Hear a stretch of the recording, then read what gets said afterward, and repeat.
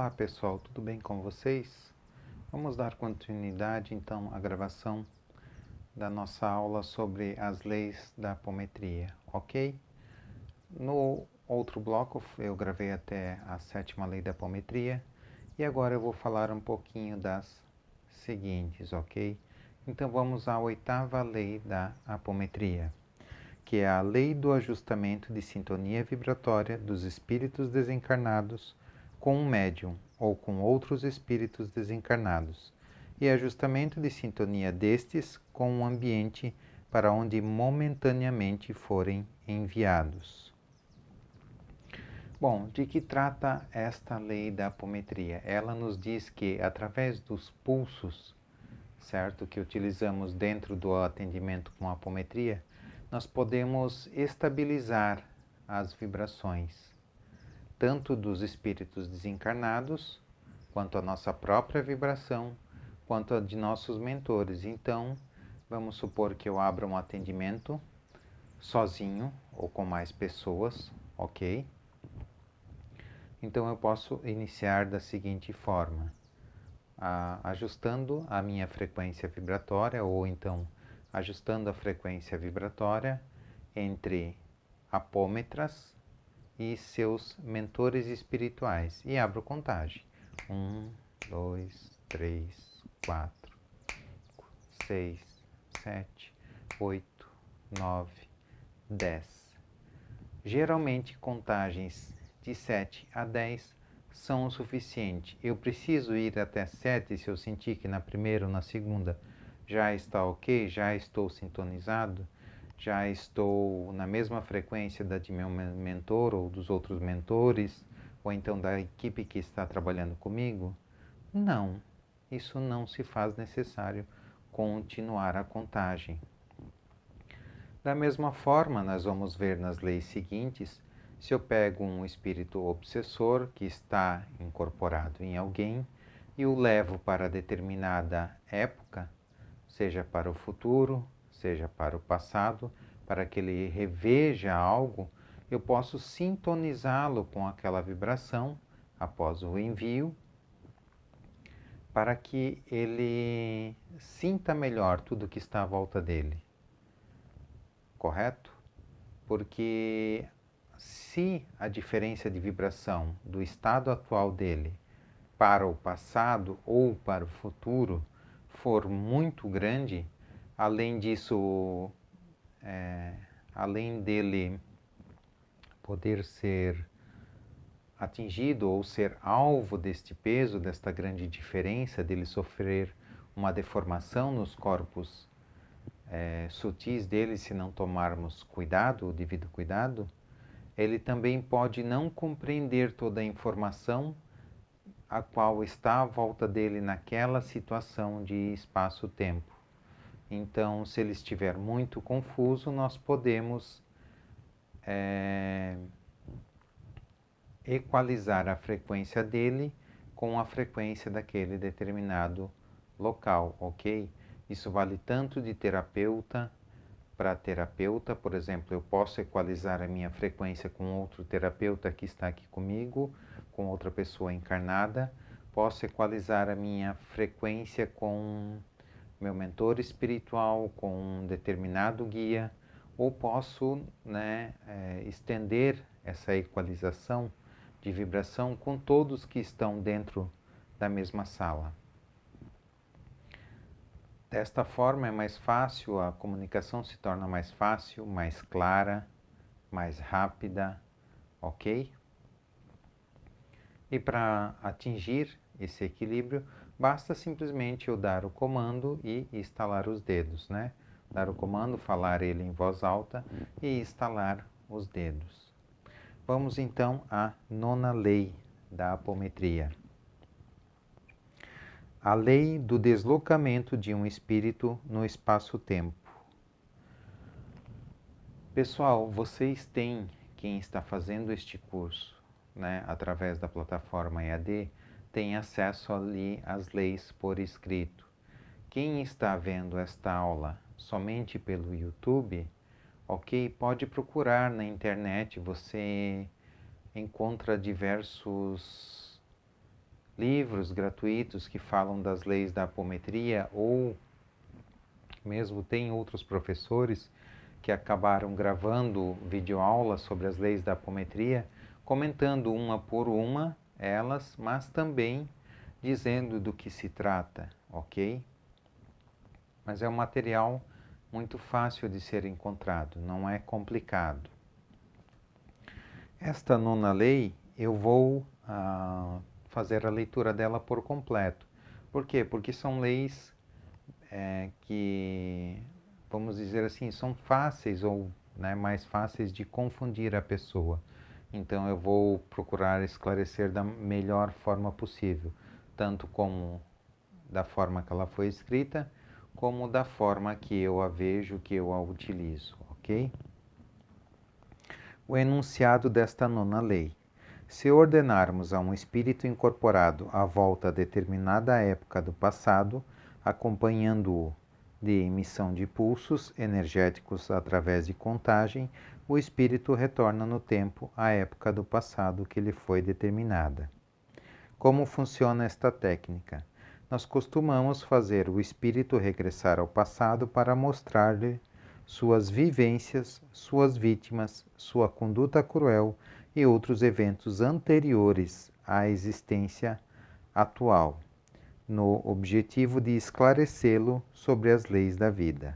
Há ocasiões em que temos que lhe mostrar as injunções divinas que o obrigam a viver em companhia de desafetos,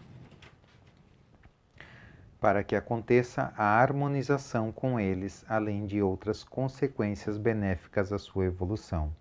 O conhecimento aqui, ou no plano espiritual, é luz. Tão logo se esclarece, sentindo sobre o funcionamento da lei do karma, qualquer sofredor desencarnado dá um passo decisivo em sua evolução, pois se elucidam suas dolorosas vivências passadas, com todo o cortejo dos não menos dolorosos efeitos. Também usamos essa técnica, e com grande proveito, para conduzir magros negros ao passado, a fim de anular os campos energéticos que receberam em cerimônias de iniciações em diversos templos. Então, essa lei ela fala do deslocamento do espírito no espaço-tempo. E qual a vantagem de levá-lo a determinada fonte no passado, a determinado tempo no passado? De tentar mostrar a ele por que ele teve que passar por diversas provas e expiações. Muitas vezes o espírito está aqui obsediando o encarnado e não tem consciência de que aquela pessoa que está aqui encarnada já está em outra vida. Dependendo da consciência do espírito, ele ainda enxerga aquele ser humano como ele via naquela vida que eles tiveram juntos.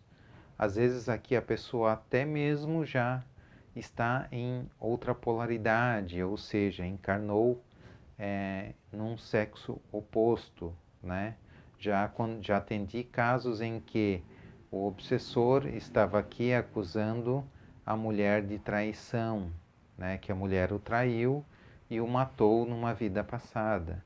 E nesta vida, a esposa dele estava aqui como homem, era casado, tinha filhos e tudo. E este obsessor ainda fazia essa cobrança, daquela vida que tiveram juntos. Então tivemos que abrir na visão deste obsessor, mostrar a ele que aqui a pessoa já estava em nova encarnação, que já havia se passado muito tempo desde que eles tiveram aquela vida juntos, e também foi mostrado a ele o que ele fez à esposa numa vida anterior ainda, para que ele passasse por determinada situação, ou seja, sempre a lei da causa e efeito. O plantio é livre, mas a colheita é obrigatória. Ok? Então vamos dar continuidade aqui nas nossas leis da apometria e vamos à 10ª lei. a lei da dissociação do espaço-tempo. É importante dar bastante atenção a essas últimas leis da apometria, porque realmente nós temos uma certa dificuldade de entendê-la, principalmente se não a colocamos em prática. Quando utilizamos isso dentro de nossos atendimentos, isso fica mais fácil de ser entendido, ok? Mas sem você praticar, eu confesso que pode dar uma distorção, um embaralhamento na nossa mente e podemos até não entendê-la com muita exatidão. Então é necessário às vezes ver, rever este vídeo, ler todo o texto que se refere à lei, procurar outras formas, ok? De como elas foram escritas, às vezes uma palavra escrita diferente, com um significado similar, facilita a compreensão. Mas vamos lá, vamos à 10ª lei. O enunciado desta lei: se por aceleração do fator tempo colocarmos no futuro um espírito incorporado, sob comando de pulsos energéticos, ele sofre um salto quântico, caindo em região astral compatível com seu campo vibratório e peso específico kármico negativo, ficando imediatamente sob a ação de toda a energia km, que seria o peso kármico, ok, de que é portador. Chamamos de km o peso específico do karma do indivíduo, isto é, a energia kármica negativa de que está carregado, constitui a massa kármica a resgatar de uma determinada pessoa. Por ser assim individual, consideramos específica. O fator M indica a massa maléfica, desarmônica. Esta lei é importante porque nela se baseia uma técnica para tratamento de obsessores, simples mas renitentes. Observamos que um espírito, ao ser dissociado do espaço em que se encontra, através da aceleração do fator tempo, dá um verdadeiro salto quântico, à semelhança dos elétrons nos átomos. O afastamento do espaço normal não acontece de maneira progressiva, e sim por saltos, até que se consegue instalar-se num espaço do futuro, hostil. Espaço frequentemente ocupado por seres horrendos, compatíveis com a frequência vibratória do recém-chegado viajante. Nesses casos de dissociação do espaço-tempo, ocorre fenômeno interessante ao acelerar-se o tempo, a carga kármica a resgatar, que normalmente seria distribuída ao longo do tempo, 300 anos, por exemplo, fica acumulada, toda ela de uma só vez sobre o espírito. Esta é a causa da sensação terrível de opressão de que começa a se queixar. Deste incômodo, mas momentâneo mal-estar, pode nos servir apresentando-as como provas das consequências dos seus atos e de sua repercussão negativa na harmonia cósmica. A técnica é muito simples, projetamos energias magnéticas por pulsos rítmicos e através de contagem sobre o espírito incorporado, ao mesmo tempo em que se lhe dá ordem de saltar para o futuro. Esta técnica só deve ser usada em espíritos desencarnados, visando esclarecê-los. Ok? O salto quântico acontece imediatamente, o espírito passa a se ver no novo ambiente, sentindo-lhe a profunda hostilidade. Dá-se o abrupto encontro com toda a massa kármica negativa, com grande incômodo para o culpado. Bom, o texto dessa lei ainda continua, certo? Mas eu vou aqui tentar esclarecê-la de uma forma muito mais simples, né? Vamos imaginar que hoje, aqui e agora, eu sou obsessor de uma pessoa. eu venho ao longo de vidas, ou mesmo a vida anterior a essa, ou mesmo ainda nesta vida eu me desentendi com essa pessoa, eu desencarnei e estou aqui obsediando esta pessoa.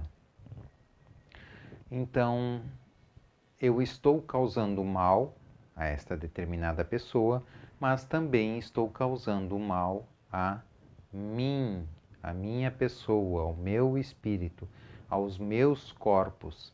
E se eu prolongar essa maldade por um determinado tempo, que pode ser 50, 100, 200, 300, 500 anos, se eu não mudar esta linha, se eu continuar sempre do lado ruim, da maldade, da vingança, do ódio, eu vou agregando massa kármica, massa maléfica, como ele explica aqui.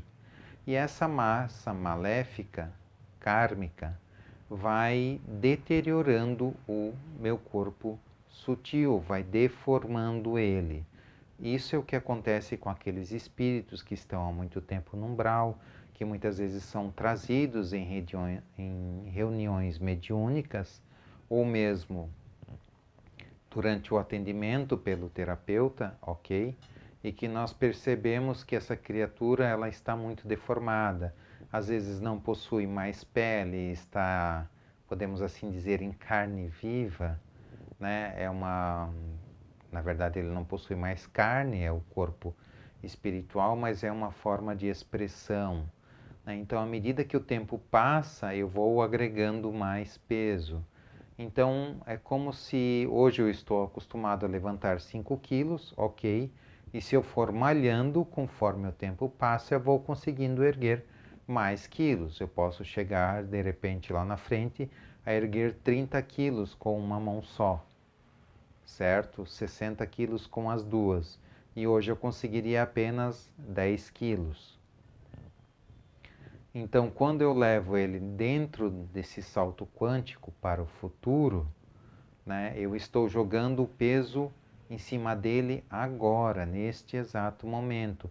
Então, ele não trabalhou o suficiente, ele não malhou, vamos dizer assim, o suficiente para simplesmente chegar e erguer esses 60 quilos com as mãos. Ele não vai conseguir, vai ser muito pesado, vai causar um desconforto muito grande, certo, a este espírito. E esta técnica ela deve ser realizada sempre com um espírito acoplado a um médium. Por quê? Porque dependendo de quanto tempo você leva à frente, né, até que aquele espírito receba o choque dessa massa maléfica kármica, ok? Ele pode ser tão grande ao ponto de deformar o corpo astral desse espírito de uma vez só. É um peso muito grande, é como se esmagasse esse corpo e ele se transforma em uma pequena bola de energia mental, ok? Ele acaba virando aquilo que chamamos de ovoide. E você pode acabar agregando karma, certo? Por uma situação assim. Então é preciso ter conhecimento e cuidado na hora de deslocar espíritos no espaço-tempo. Aqui ele também relata, certo, de usarmos esta técnica para espíritos desencarnados. Mas eu particularmente eu uso esta técnica também em espíritos encarnados. Em que caso?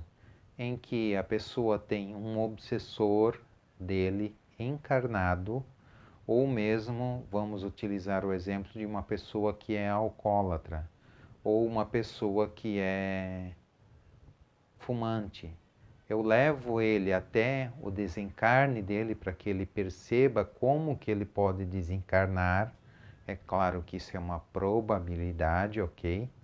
E posso levar ele até mesmo após o desencarne, onde ele vai ver, onde ele vai sentir, certo? Tudo aquilo que as atitudes dele vão trazer a ele por eletromagnetismo, ou seja, né, por força de atração, pelo aquilo que ele vibra, ok?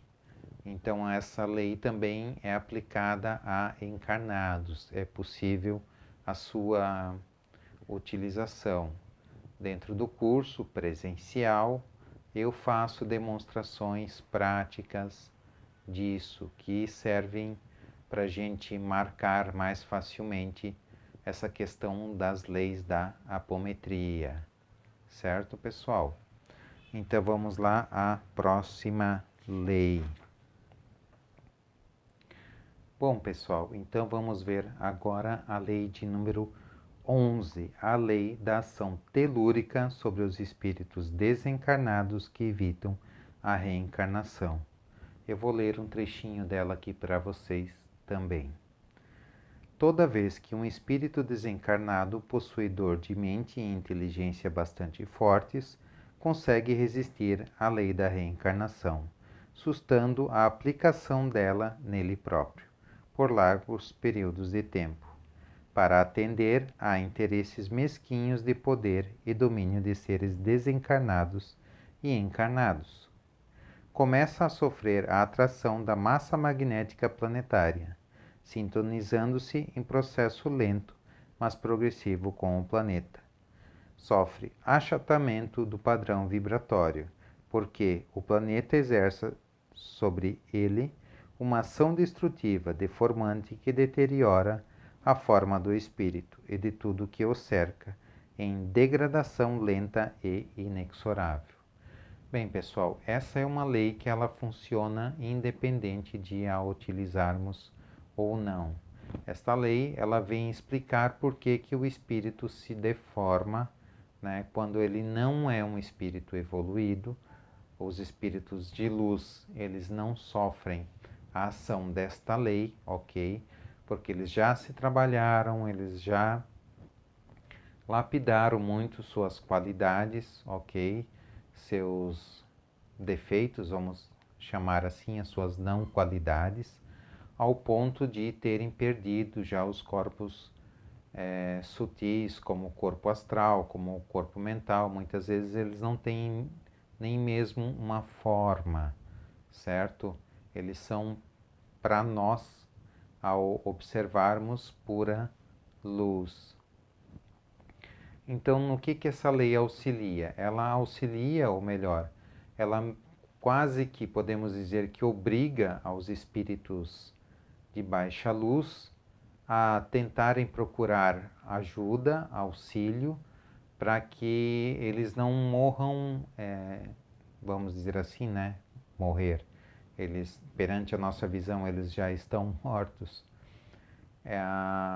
Eles vão ser esmagados, né, pela força de atração da Terra. Eles podem acabar se tornando ovoides por causa disso, ok?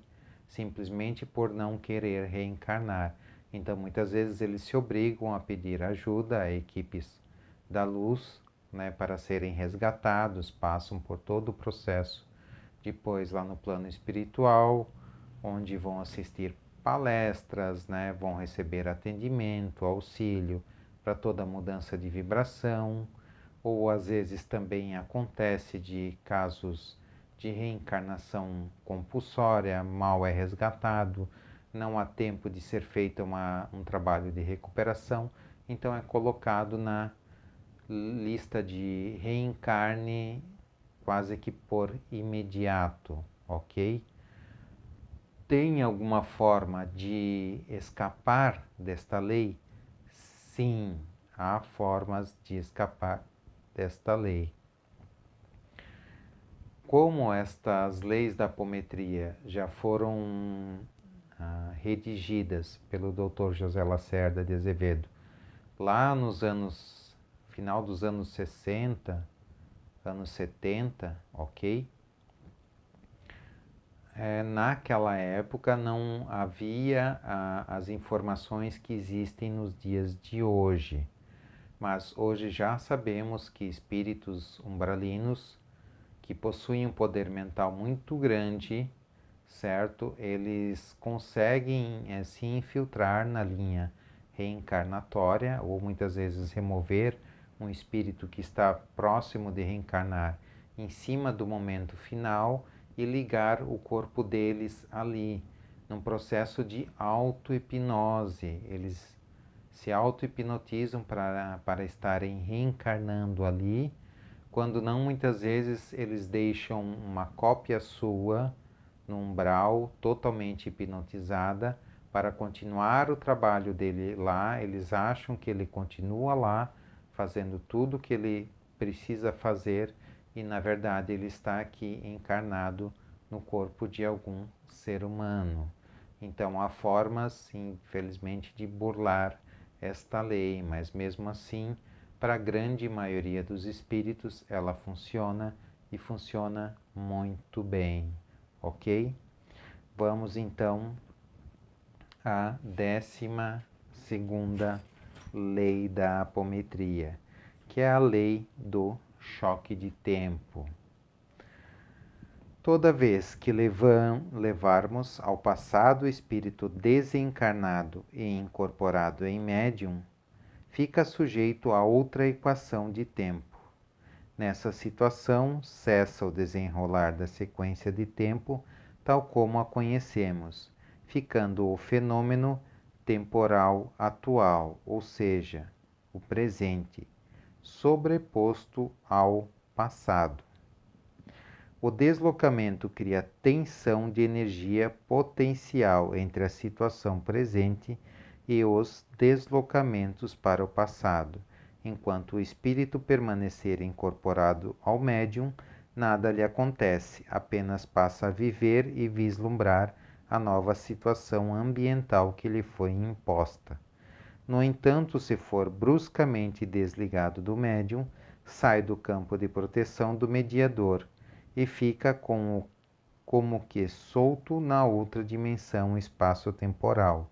Recebe em cheio, então, a energia potencial criada pelo deslocamento. Essa energia é suficientemente forte para destruir sua estrutura astral através do choque que se produz, e ele se reduz ao ovoide, vestido apenas por suas estruturas espirituais superiores, corpus átmico, búdico e mental superior. Para que um espírito não sofra tal agressão quando submetido a tratamentos no passado, é necessário trazê-lo lentamente de volta ao presente, através de contagem regressiva. É a mesma descrita em leis anteriores, emprego de pulsos energéticos através de contagem. Bem, o que essa lei está tentando nos explicar? Que o mesmo peso kármico, a mesma massa maléfica que esse espírito pode receber quando eu o levo ao futuro, ele também pode receber quando eu levo ao passado.